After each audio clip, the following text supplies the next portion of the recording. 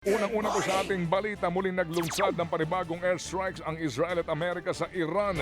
Pinulanan po ng bomba ang iba't ibang target sa capital city na Tehran. Pati po ang Lebanon, nakuta ng kaalyado ng Iran na Hezbollah ay hindi nakaligtas sa pambobomba. Sa tala po ng Al Jazeera Network, higit 800 na ang namatay sa buong Middle East nang dahil po sa bakbakan. Pinakamaraming namatay sa Iran na halos 800 na. 4 na po naman sa Lebanon habang 11 sa Israel. Sa kaugnay na balita, mahigit 1,000 OFW na humihingi ng tulong sa gobyerno para makauwi sa bansa. Bunsod ng bakbakan pa rin sa Middle East. Sa datos po ng OWA, nasa 1,189 ang mga Pinoy ang gusto ng ma-repatriate. Pinakamarami po sa kanila ang galing sa Bahrain, Abu Dhabi, Dubai at Qatar. Ayon naman sa Department of Migrant Workers, wala pa silang mass repatriation na gagawin sa ngayon, lalo't pahirapan pa ang pagkuha ng flights dahil nga sa pagsasara ng mga airspace. Gayunpaman, pinaplano na raw ng gobyerno ang paglikas sa mga apektadong Pinoy. Samantala po naman, formal na pong inideklara ng House Committee on Justice na sufficient po in substance ang dalawang impeachment complaint laban sa kay Vice President Sara Duterte. 54 po na mga kongresista ang bumoto pabor habang ang nag-iisang congressman from Quezon City na si Bong Suntay ang siya lamang tumutol.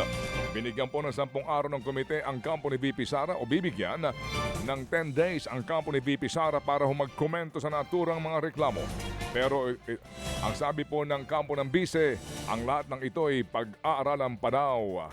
Sa iba pang balita, naghain naman ng reklamo sa Department of Justice si National Security Advisor Eduardo Anio laban sa 18 bagman di umano ni Zaldico at iba pang mga personalidad.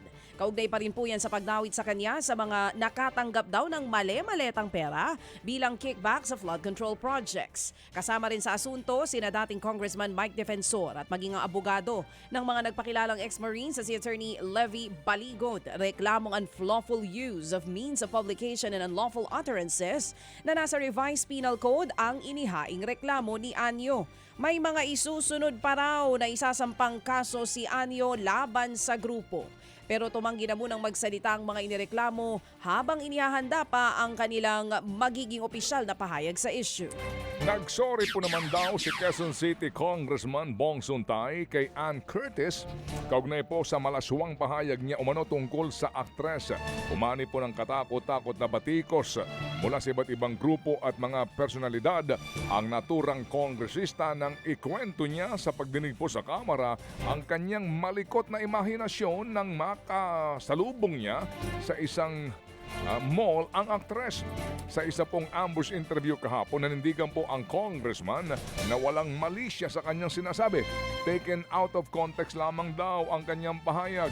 Gayunman, humingi siya ng paumanhin sa aktres at sa lahat umano na nasaktan sa kanyang mga sinabi tungkol sa kanyang imahinasyon. At siyempre naman po ngayon. Ito muna ang kanyang pahayag. Nagsisisi ako na may nasaktan mga kababaihan because that was never the intention. Nasaktan, hindi tayo ng dispensa. Kay Miss Ann Curtis rin, kung nasaktan siya, hindi ko ang normali si Internet. Isa lang ang tutulong na sinabi ko ang ganda-ganda niya. At yan po ang tinig ni Quezon City Congressman Honorable Bong Suntay. Samantala, tiyempo naman po ngayong Women's Month, mga kapatid. Naglabas po ng survey ang Social Weather Station o SWS kaugnay nga ng papel nating mga kababaihan sa lipunan. At base dito, maraming Pilipino pa rin ang naniniwalang dapat daw ay nasa bahay lang ang mga babae. Sa survey, higit 80% ang naniniwalang trabaho pa rin ng mga lalaki ang kumita ng pera, habang pagbabantay naman sa bahay ang tungkulin ng mga babae. 8% lang ang hindi sumang-ayon habang 9% ang undecided. Sa pahayag naman sa karamihan sa mga babae ay may gustong manatili sa bahay at mag-alaga ng anak, 75% ang sumang-ayon habang 14% ang nag-disagree. Kung tatanungin naman ng respondents kung maghihirap ang isang pamilya kung may full-time job ang isang nanay, 51% ang sumang-ayon habang 36% ang tumutol dito. Isinagawa pong survey noong November 24 to 30 taong 2025 sa 1,200 adults nationwide at may plus-minus 3% sampling error margins. Ano daw sabi? Ang sabi, naniniwala na dapat kaming mga babae daw, mas marami daw ang sumagot sa survey na kaming mga babae ay dapat nasa bahay lang at nagbabantay ng mga bata. Mga kapatid, brothers and sisters, saan ka pa? Dito na tayo sa totoo. Dito na tayo sa True FM. Mga kapatid, mag-subscribe and follow po kayo sa social media accounts ng True Network PH. Yan po kami. Hanapin nyo lang True Network PH, Facebook, Instagram, YouTube, TikTok, and podcast. Mapa Apple or Spotify man yan, mahahanap nyo kami. Lahat ng mga napapanood at napapakinggan nyo po sa programa, nasa social media accounts namin yan. So, paano mga kapatid? See you sa social media!